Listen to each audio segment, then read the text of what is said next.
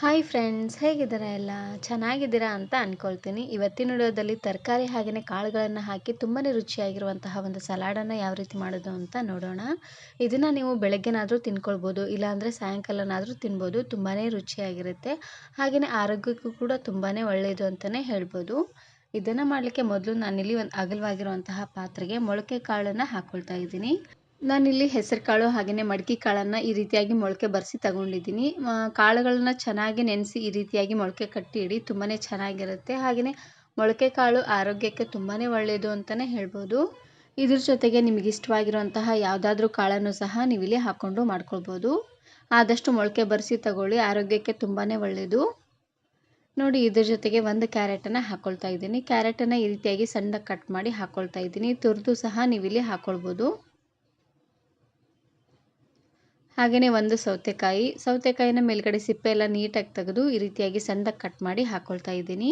ಸೌತೆಕಾಯಿನ ಹೆಚ್ಚುವಾಗ ಸ್ವಲ್ಪ ರುಚಿ ನೋಡಿ, ಒಂದೊಂದು ಸೌತೆಕಾಯಿ ವಿಷ ಬಂದುಬಿಟ್ಟಿರುತ್ತೆ. ಹಾಗಾಗಿ ನೋಡಿ, ಇದಕ್ಕೇನೆ ಒಂದು ಟೊಮೆಟೊನ ಹಾಕ್ಕೊಳ್ತಾ ಇದ್ದೀನಿ, ಚೆನ್ನಾಗಿ ಹುಳಿ ಟೊಮೆಟೊ.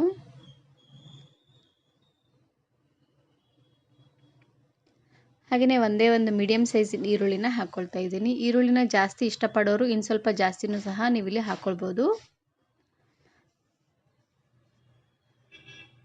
ಹಾಗೆಯೇ ಒಂದು ಹಸಿರು ಮೆಣಸಿನಕಾಯಿನ ಹಾಕ್ಕೊಳ್ತಾ ಇದ್ದೀನಿ. ಮೀಡಿಯಮ್ ಖಾರವಾಗಿರುವಂಥ ಒಂದು ಹಸಿರು ಮೆಣಸಿನಕಾಯಿ ಈ ರೀತಿಯಾಗಿ ಸಣ್ಣದಾಗಿ ಕಟ್ ಮಾಡಿ ಹಾಕ್ಕೊಳ್ತಾ ಇದ್ದೀನಿ. ನೀವು ಬೇಕಿದ್ದರೆ ಕಾಳು ಮೆಣಸಿನ ಪುಡಿನೂ ಸಹ ಹಾಕ್ಕೊಳ್ಬೋದು. ಹಾಗೆಯೇ ಸಣ್ಣದಾಗಿ ಕಟ್ ಮಾಡಿರುವಂತಹ ಕರಿಬೇವು ಸೊಪ್ಪನ್ನು ಹಾಕ್ಕೊಳ್ತಾ ಇದ್ದೀನಿ. ಕರಿಬೇವು ಸೊಪ್ಪನ್ನು ಆದಷ್ಟು ಹಸಿಯಾಗಿರೋದನ್ನೇ ತಿನ್ನಬೇಕು, ನಮ್ಮ ಕಣ್ಣಿಗೆ ತುಂಬಾ ಒಳ್ಳೆಯದು ಅಂತಲೇ ಹೇಳ್ಬೋದು. ಹಾಗೆಯೇ ಇದ್ರ ಜೊತೆಗೆ ಸಣ್ಣದಾಗಿ ಕಟ್ ಮಾಡಿರುವಂತಹ ಕೊತ್ತಂಬರಿ ಸೊಪ್ಪು, ಎಲ್ಲ ತರಕಾರಿ ಕಾಳುಗಳನ್ನು ಸ್ವಲ್ಪ ಹೆಚ್ಚು ಕಡಿಮೆನೂ ಸಹ ನೀವಿಲ್ಲಿ ಮಾಡ್ಕೊಳ್ಬೋದು. ಲಾಸ್ಟಲ್ಲಿ ರುಚಿಗೆ ತಕ್ಕಷ್ಟು ಉಪ್ಪನ್ನು ಹಾಕ್ಕೊಳ್ತಾ ಇದ್ದೀನಿ. ಹಾಗೆಯೇ ಸ್ವಲ್ಪ ಲಿಂಬೆಹಣ್ಣಿನ ರಸನ ಹಾಕ್ಕೊಳ್ತಾ ಇದ್ದೀನಿ. ಇಷ್ಟು ಹಾಕಿದ್ರೆ ಸಾಕಾಗುತ್ತೆ. ನೋಡಿ, ಎಲ್ಲವನ್ನು ಹಾಕಿದ ಮೇಲೆ ಇವಾಗ ಚೆನ್ನಾಗಿ ಮಿಕ್ಸ್ ಮಾಡ್ಕೊಂಡು ತಗೊಳ್ಬೇಕು. ಎಲ್ಲ ತರಕಾರಿ ಕಾಳು ಹಾಗೆಯೇ ಸೊಪ್ಪಿಗೆಲ್ಲ ಹುಳಿ ಹಾಗೆಯೇ ಉಪ್ಪು ಹತ್ಕೊಳ್ಬೇಕು ನೋಡಿ. ಹಾಗಾಗಿ ಚೆನ್ನಾಗಿ ಈ ರೀತಿಯಾಗಿ ಮಿಕ್ಸ್ ಮಾಡ್ಕೊಳ್ಳಿ.